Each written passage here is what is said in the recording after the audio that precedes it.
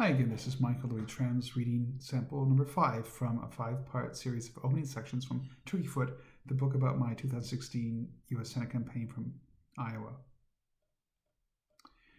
This section opens with a verse from Cabaret the Musical, the words written by John Kender, I'm told. Now, fatherland, fatherland, show us the sign your children have waited to see. The morning will come when the world is mine. Tomorrow belongs to me. Tomorrow belongs to me. Tomorrow belongs to me. Tomorrow belongs to me. This section is titled Entire Worlds in a Schnapsglas. The late 1990s found me living in Berlin, in what the Germans already then were calling their new old capital on the Spree. It's the river that flows through the German capital. It was a heady time in freshly reunited Germany, and I loved it. My partner Andres had been raised in what had been West Berlin, but his mother had family in the former East.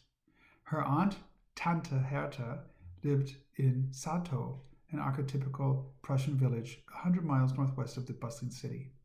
It might as well have been a day or even a planet away, for the erection of the Berlin Wall in August 1961 had cut the surrounding countryside not only from the big city, but from the world at large. A hamlet of less than 100 families, its railroad line had long been truncated, its people pressured by lack of opportunity to drift off. When the Alte Dame, the old woman, died, she was in her 90s, frail yet sharp of mind. I had never met her, but when I trekked to Sato with Andres and his father Achim, who'd been a West Berlin cop, despite having also been a hippie sympathizer and later a Green Party activist, I felt as if I had. We rifled through her musty apartment, a large room with a couple of alcoves carved off a larger thatched roof farmhouse, like a Teutonic version of a scene from Dr. Zhivago.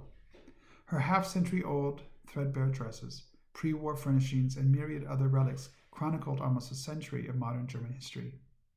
As I helped sort through the earthly remains of a long life in the rushed course of a short morning, I could literally see not only a seamless flow of historical evolution, but astonishingly well-preserved watermarks of shifting systems over time.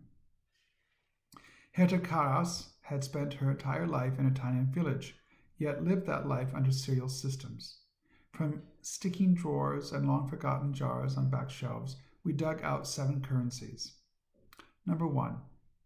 During the Kaiser's era, Imperial Prussia's booming economy demanded potent potato schnapps from backwaters newly opened by the spreading Reichsbahn, the Imperial Rail, lines that tied the swelling capital to its provinces.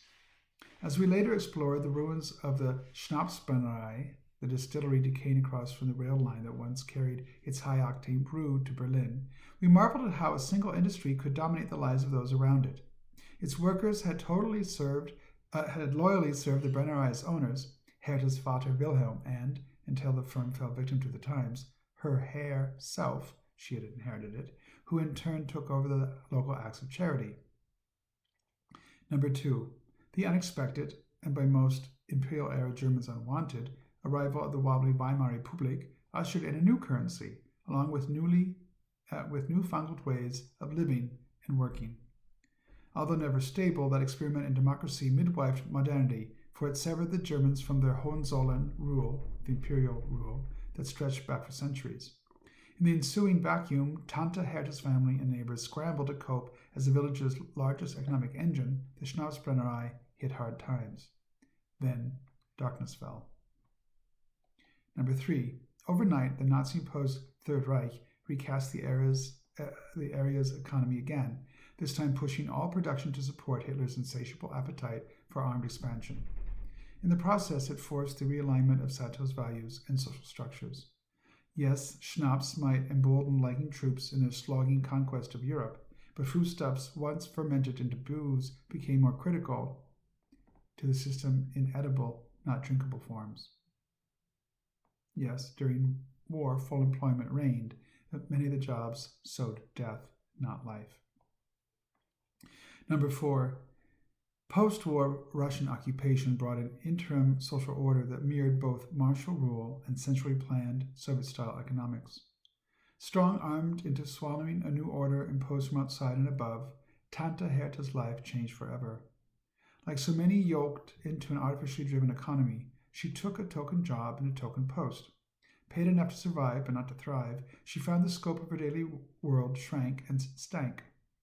As the fates of the Hertas of the Soviet-occupied East sank, despair spread. Number 5. The introduction of the so-called German Democratic Republics, Ostmark, in 1949, embodied the social ideals of the ruling dictatorship proclaimed that same year. Old capitalist ventures like the Schnapsglas were seized and subjugated to central planning. Their very existence depended on their ability to erase their roots and morph into inflexible units of production that soon began to entropy and later turned moribund. Workers were assigned and reassigned, based not on skills or passions, but head counts. Number 6. The fall of the Berlin Wall in 1989 saw a wild East fever erupt among West German speculators. Economic as well as political opportunists cannibalized what remained of the GDR's collective farms and state-held factories, which disappeared quickly, leaving both rural and urban workers not only unemployed, but socially shell-shocked. Yes, Tante Herta's purse briefly boasted the much-touted Federalrepublik's mark, but she reeled under new economic conditions she could neither control nor cope with. It was in this disorienting fog of yet another economic system, a shift that Herta Karas had lived her last days. Number 7. The European Union's much-heralded new currency, the chic euro, was adopted by most EU countries on New Year's Day in 1999. By now feeble and sick, Tante Herta nonetheless knew that beyond the door of her large room within a large thatched roof farmhouse, the people of her village had weathered 7 systems in order to see this momentous day. While hers was drawing to a quiet end, their lives would never be the same. Since the emperor's reign, she'd witnessed systems rise and then fall. Except for brief spells, she'd had little to say about those systems, and had mutely accepted that. Tante Herta never moved once from behind her hinterland home, yet several markedly different systems came to her. Each time a new system replaced a currency, existing ways of living and working, spending free time and experiencing culture, as well as forms of being governed, totally changed overnight. In that moment, staring at ruins of a defunct Prussian Schnapsglas, I realized no system is inevitable, none lasts eternally, and all can be changed if an ensnared people wills it. Thank you for your interest in these and other texts from Turkeyfoot, which you can order as a paperback on a Square site, which you can find on our website. There's a link there. Or you can find an ebook version. It's also available at Amazon.com. For more information, contact us at staff@traces.org or look at our website at www.traces, that's traces.org. And please like our video and subscribe. That helps everybody. Thanks a lot. Take care.